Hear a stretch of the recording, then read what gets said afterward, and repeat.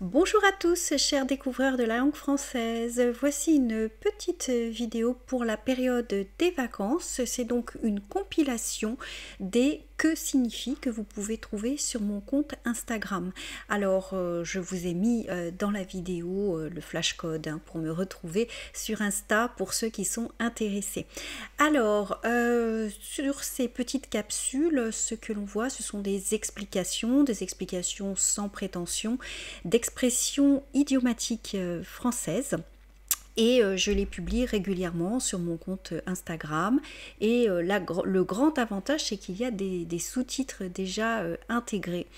Donc ça permet effectivement pour les personnes qui ont aussi besoin d'apprendre à lire, voyez, de lire des petites phrases simples et de pratiquer dans les transports en commun ou pendant un moment libre, de pratiquer la lecture du français ou d'écouter en même temps ou de mettre les deux ensemble.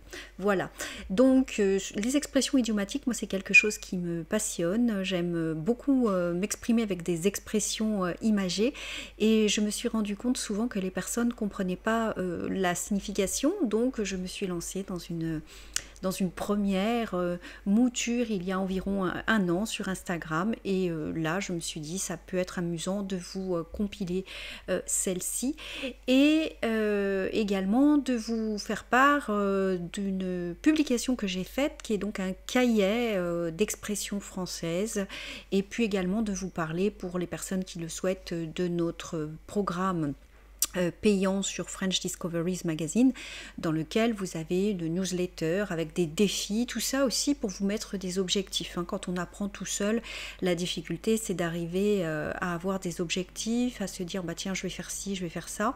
Là donc vous avez un rendez-vous régulier plusieurs fois dans le mois, minimum une fois par mois, tout est expliqué. Alors l'intérêt des expressions idiomatiques françaises, c'est qu'il y en a énormément et que les Français adorent les utiliser. Donc lorsque vous les découvrez, ça vous permet tout simplement d'accéder au français qu'on appelle un français authentique. Voilà, écoutez, je vous souhaite d'agréables vacances si vous en avez. Je vous souhaite également bon courage si vous n'avez pas de vacances. Et je vous rappelle, comme d'habitude, n'oubliez pas de vous abonner si ce n'est pas déjà fait, de cliquer sur la cloche pour être au courant des nouvelles publication et je vous retrouve pour une publication un petit peu plus classique à partir du mois d'août, fin juillet, début août. Voilà, merci de votre écoute et à très bientôt.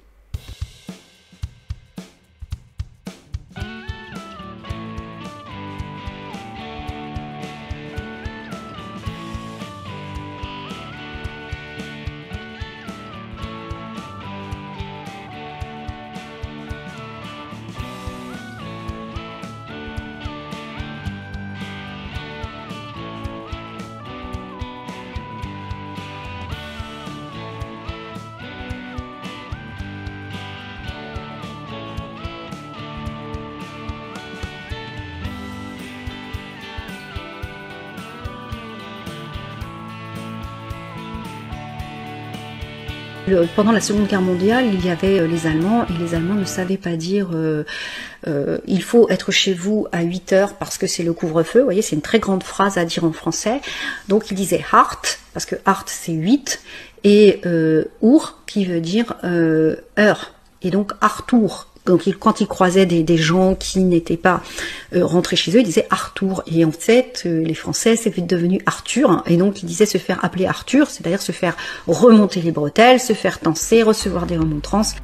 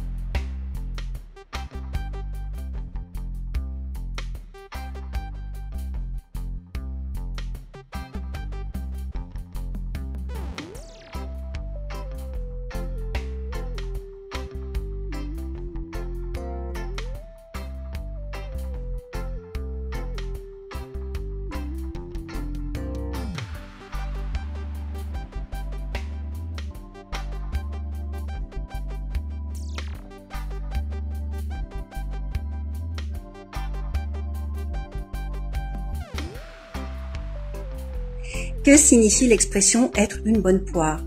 Pour l'expliquer, il faut tout simplement se pencher sur le fruit. En fait, la poire pousse sur le poirier et elle tombe au sol quand elle est parfaitement mûre. Donc, c'est un fruit qui n'est pas compliqué au niveau de l'accessibilité. On obtient facilement des poires. Par extension, donc, être une bonne poire signifie être quelqu'un d'extrêmement gentil, naïf, dont on peut profiter et avec lequel ce n'est pas compliqué en fait d'avoir de la manipulation. Voilà, donc l'explication vient de ce fruit et j'espère que cela vous a été utile. Bonne journée! Que signifie l'expression avoir un cœur d'artichaut? Alors si vous avez déjà mangé ce légume, vous savez que le cœur de l'artichaut contient de nombreuses feuilles. Donc avoir un cœur d'artichaut, c'est avoir une feuille à distribuer à chacun. Donc ça veut dire en fait aimer beaucoup de personnes, tomber fréquemment amoureux, s'emballer facilement pour quelqu'un. Donc un jour on est très amoureux et le lendemain on a un crush où on est très amoureux pour quelqu'un d'autre. D'ailleurs le mot crush, un petit coup de foudre, un petit coup de cœur. Voilà, évitons les anglicismes. Et vous, avez-vous un cœur d'artichaut? Moi j'avoue que parfois oui.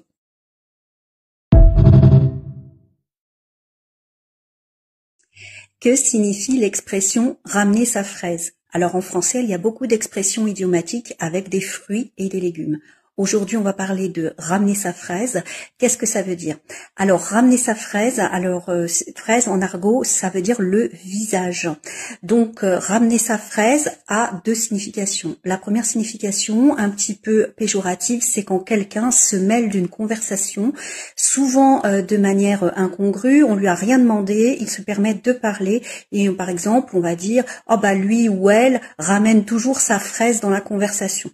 Et en plus, c'est à connotation plutôt péjorative parce que la personne parle et ne dit pas forcément des choses très intéressantes. L'autre signification de ramener sa fraise, c'est tout simplement dire que la personne est arrivée. Tiens, regarde, il y a un tel ou une telle qui ramène sa fraise, c'est-à-dire un tel ou une telle qui arrive et ça date du 19e siècle.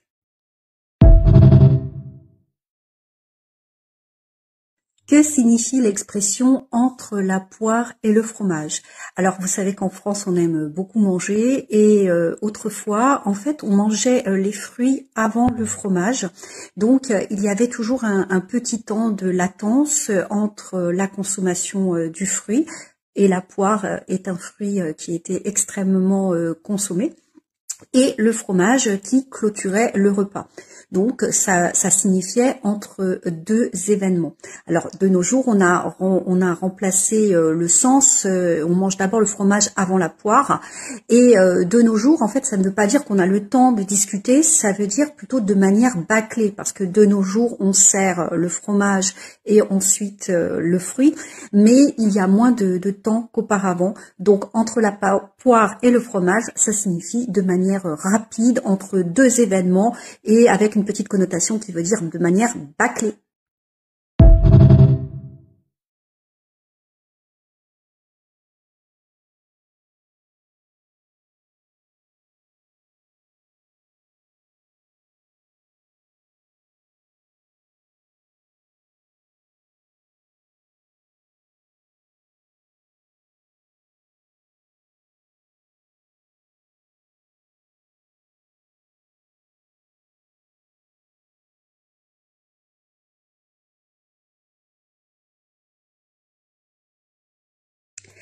Que signifie l'expression vouloir le beurre et l'argent du beurre? Alors si vous êtes français, vous connaissez cette expression, mais mon compte s'adresse aux personnes qui apprennent le français. Alors je vais commencer par l'équivalent italien, comme je suis à Lyon, pas très loin de l'Italie.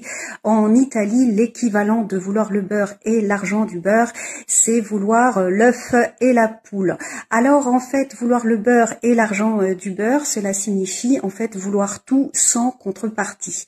Alors certains d'entre vous vont rajouter également le cul de la crémière, donc expression plutôt populaire qui est donc en langage familier. Cet ajout a été plutôt moderne. À l'origine, vouloir le beurre et l'argent du beurre, c'est une expression ancienne qui tire ses origines du bon sens paysan. On vend un produit, on obtient de l'argent en échange, mais on ne peut pas garder ce produit. Donc vouloir le beurre et l'argent du beurre, c'est tout vouloir sans donner de contrepartie.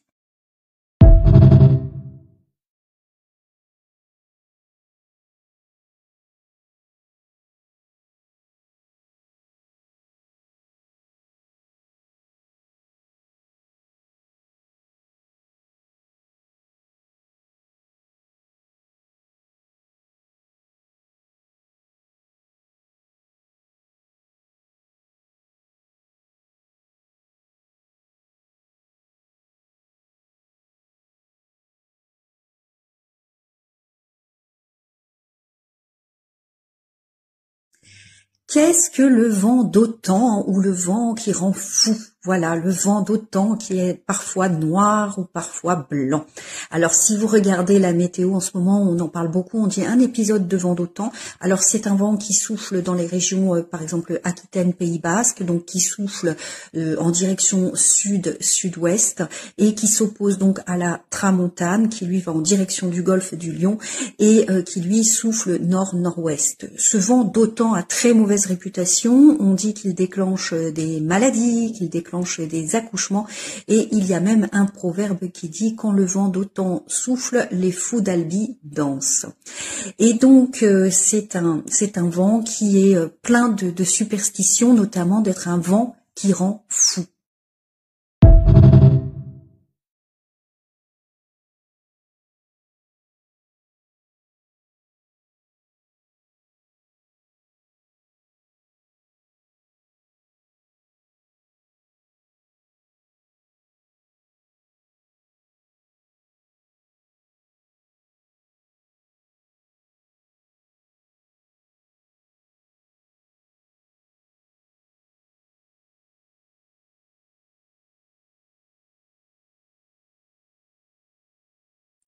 Je, tu, il, elle, difficile de comprendre. Parfois, certaines personnes vous regardent et vous disent « elle va bien » ou « il va bien » en parlant de vous. Alors, pourquoi? Eh bien, tout simplement, on ne sait jamais lorsqu'on apprend le français si on doit dire « tu » ou « vous ». Moi, j'ai beaucoup d'élèves qui disent « tu » à tout le monde et en fait, ils se font reprendre parce que normalement, « vous », c'est quand on ne connaît pas la personne ou lorsqu'on a une relation hiérarchique dans laquelle on n'autorise pas le tutoiement. Tu, c'est plutôt des gens que l'on connaît ou des gens qui nous ont dit « allez, on va se tutoyer ». Mais autrefois, quand on ne savait pas si on devait dire tu ou vous, on ne demandait pas la permission, on disait tout simplement « il » ou « elle ». En attendant de savoir si on avait l'autorisation de tutoyer ou si on devait vouvoyer. Donc c'est pour ça qu'on disait « il va bien » ou « elle va bien ». Certaines personnes ont gardé cet usage. Donc des fois on vous regarde, on vous dit « elle va bien » et on vous parle à vous. Ou « il va bien » si vous êtes un homme et on vous parle à vous.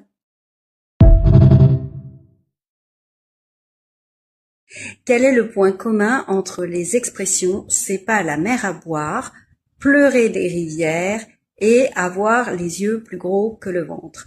Alors pour les deux premières, vous allez me dire « ah, mais c'est en relation avec l'eau ». Eh bien pas du tout. Ces trois expressions idiomatiques sont des expressions qui se basent sur la figure de style nommée hyperbole. Si vous voulez en savoir plus, je viens de sortir sur ma chaîne YouTube une vidéo dédiée aux différentes figures de style. En attendant, que signifie donc « c'est pas la mer à boire » ? Ça veut tout simplement dire « ce n'est pas si difficile que cela ». Que signifie avoir les yeux plus gros que le ventre? Cela signifie avoir envie de choses qui dépassent notre capacité. Et par exemple, on a envie de manger 3 éclairs au chocolat et en fait, on a un tout petit estomac. Et on ne peut en manger qu'un seul. Et pleurer des rivières, eh bien, c'est sangloter beaucoup. Si vous êtes curieux de découvrir de la pop culture et des figures de style, n'hésitez pas à aller sur ma chaîne YouTube. À bientôt!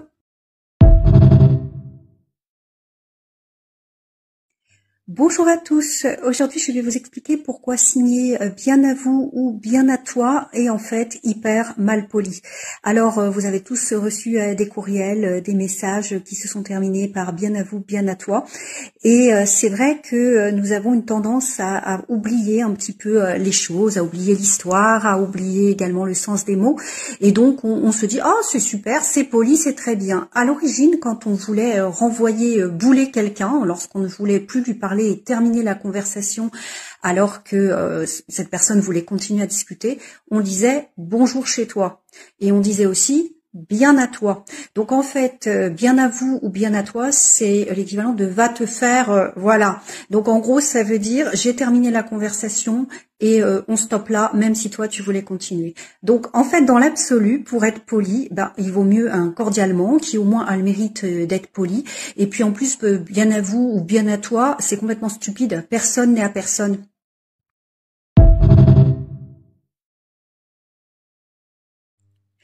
Quelle est l'origine du mot copain? Alors, vous avez entendu le mot pain, et puis il y a le préfixe co qui signifie l'association.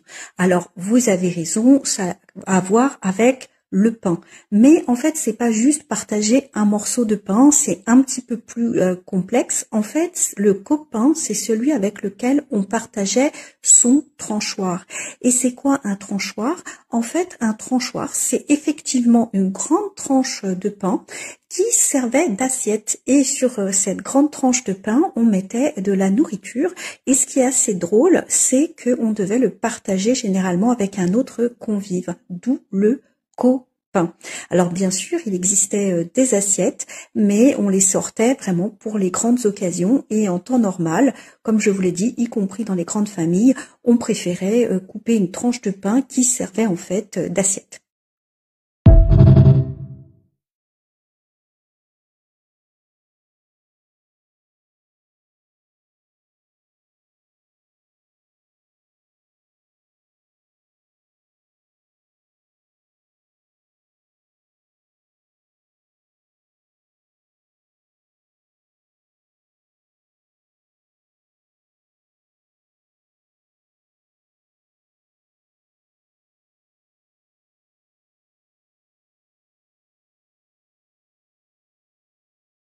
Que signifie l'expression mentir comme un arracheur de dents? Alors si comme moi vous avez la phobie du dentiste et que vous vous plaignez d'avoir mal, sachez qu'autrefois quand l'anesthésie n'existait pas, c'était une autre paire de manches et une expression d'ailleurs, c'est-à-dire c'était différent et cela faisait effectivement très très mal, mais les dentistes proposaient leurs services sur la place publique et afin d'attirer des clients, ils disaient que cela ne ferait pas mal.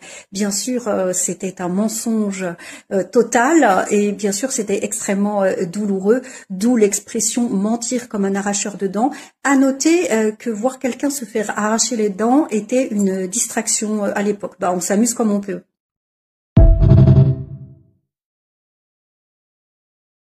Que signifie être la coqueluche de quelqu'un? Alors, il vaut mieux être qu'avoir dans ce cas, puisque avoir la coqueluche, c'est tout simplement avoir cette maladie, être malade, une maladie qui est tellement gênante en fait que lorsque vous toussez, cela fait penser au bruit produit par le coq.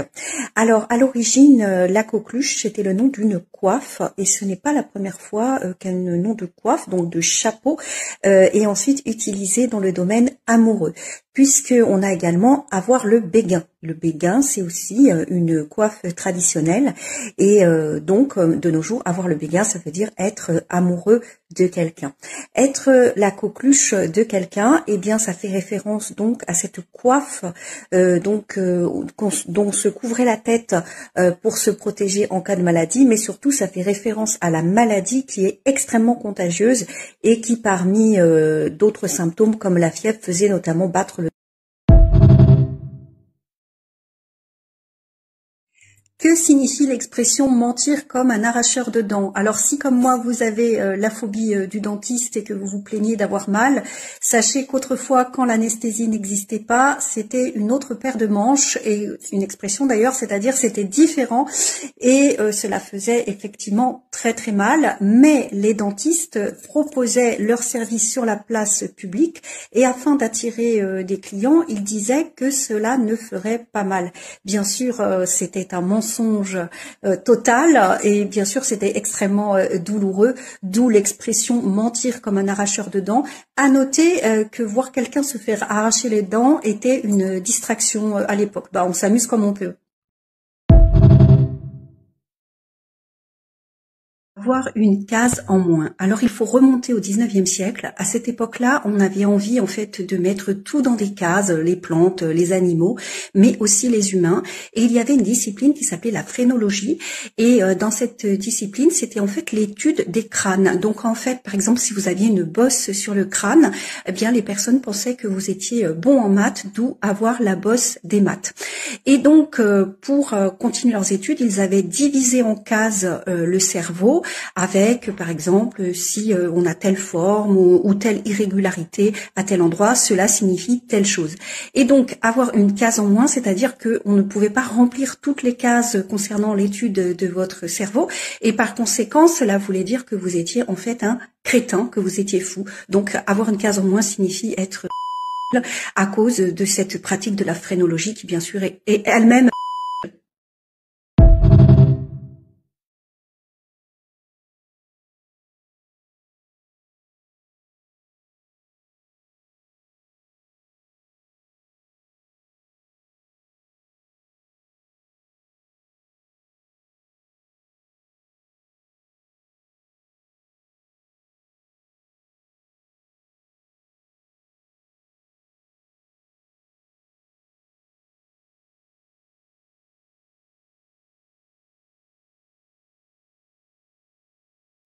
Que veut dire l'expression dernier cri?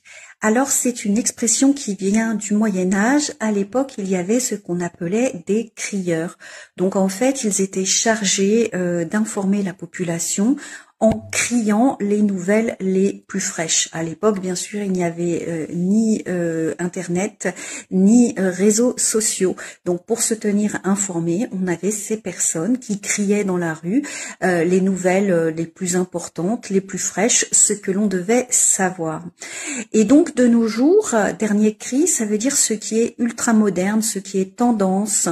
Et en fait, c'est une expression qui, au début, était cantonnée à l'information et qui maintenant s'est développée et appliquée également aux objets. C'est du dernier cri, par exemple, je peux citer les air fryers. C'est un ustensile de cuisine du dernier cri, donc hyper sophistiqué et ultra tendance. Que signifie fait comme un Givors? Alors Givors est une ville qui est à côté de Lyon et cette expression signifie fais comme tu veux. Alors à l'origine de cette expression et de cette signification, tout simplement, autrefois les criminels étaient déportés en Guyane et si les villes étaient inscrites sur une certaine liste, elles pouvaient ensuite refuser qu'ils reviennent se réinstaller au sein de leur ville afin de garantir la sécurité publique. Il se trouve que la ville de Givors avaient oublié de s'inscrire sur ce genre de liste et donc s'ils avaient envie, les criminels pouvaient revenir, d'où l'expression fais comme à Givors, fais comme tu veux. Ensuite, il y a un autre sens, c'est se garer à la givordine et là ça veut dire se garer n'importe comment sans respecter en fait le stationnement, sans respecter la signalisation.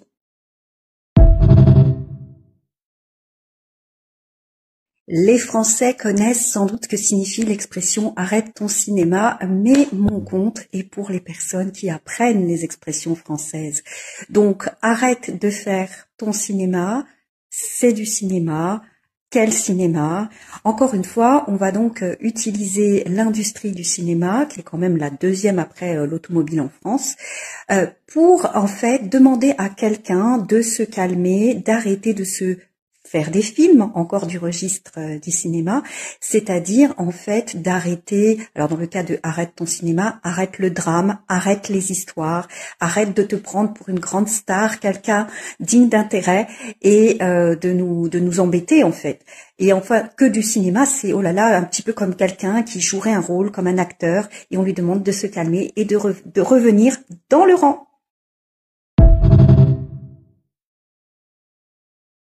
Être en porte-à-faux. C'est une expression qui tire son origine de l'architecture. Lorsqu'une partie d'un bâtiment est en porte-à-faux, c'est-à-dire que c'est un bâtiment qui tient dans le vide sans aucun appui au sol. Et par conséquent, lorsque cela s'applique à vous, lorsque vous êtes en porte-à-faux, c'est-à-dire que à la manière d'un bâtiment qui n'a pas de fondation pour le soutenir, vous devez négocier un équilibre plutôt subtil et par conséquent, vous vous retrouvez souvent dans une situation d'embarras pas dans une situation de dilemme. Je vais prendre un exemple. Vous avez deux amis qui se séparent et qui vous demandent de prendre parti pour l'un ou pour l'autre. En fait, vous vous retrouvez dans une situation de porte-à-faux parce que vous aimez bien les deux, par exemple. Donc, vous êtes un petit peu gêné et le fait de devoir négocier cet équilibre subtil, ça va vous mettre un petit peu aussi dans une situation désagréable. Voilà un petit peu ce que signifie, pas un petit peu, même sûrement, tout ce que signifie cette expression.